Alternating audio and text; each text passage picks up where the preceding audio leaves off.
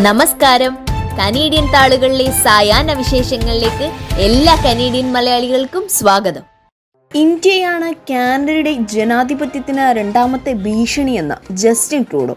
ചൈനയ്ക്ക് ശേഷം ഇന്ത്യയാണ് കാനഡയുടെ ജനാധിപത്യത്തിനുമേൽ തൂങ്ങിയാടുന്ന രണ്ടാമത്തെ വാളെന്നും ആഭ്യന്തര കാര്യങ്ങളിൽ ഇടപെട്ട് കുഴപ്പങ്ങൾ സൃഷ്ടിക്കാൻ ചൈനയും ഇന്ത്യയും നിരന്തരം ശ്രമിക്കുന്നുവെന്ന പാർലമെന്റ് സമിതിയുടെ കണ്ടെത്തലിനോട് പ്രതികരിക്കുകയായിരുന്നു ജസ്റ്റിൻ ട്രൂഡോ. ചൈനയ്ക്കും ഇന്ത്യക്കും ശേഷം മൂന്നാമതായി പട്ടികയിൽ വരുന്ന രാജ്യം റഷ്യ ആണെന്നതും ശ്രദ്ധേയമാണ്.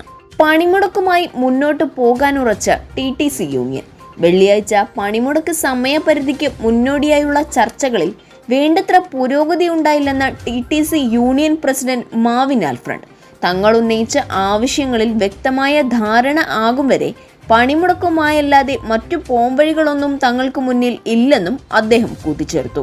2008 ശേഷം ഇതാദ്യമായാണ് യൂണിയനുകൾ പണിമുടക്ക് പ്രഖ്യാപിക്കുന്നത്.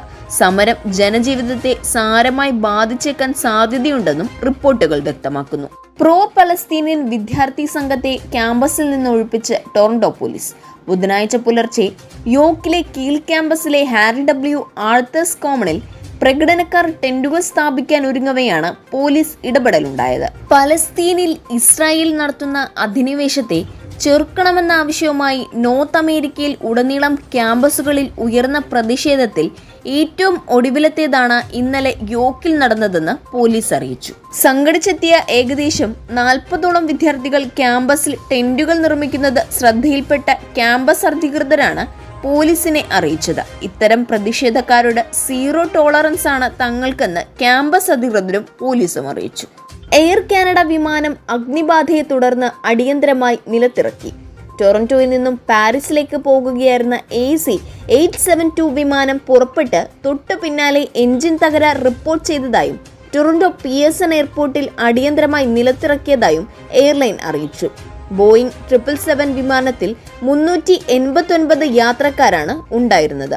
ലാൻഡ് ചെയ്ത ശേഷം അഗ്നിശമന സേന ഇടപെട്ട യാത്രക്കാർ സുരക്ഷിതരാണെന്ന് ഉറപ്പുവരുത്തി.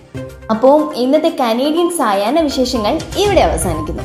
ഇത് നിങ്ങളിലേക്ക് എത്തിച്ചത് Polaris dental, Brampton, Latha Menon, barrister solicitor of Menon law professional corporation, Kerala curry house, Mississauga, Jojo Augustine real estate broker.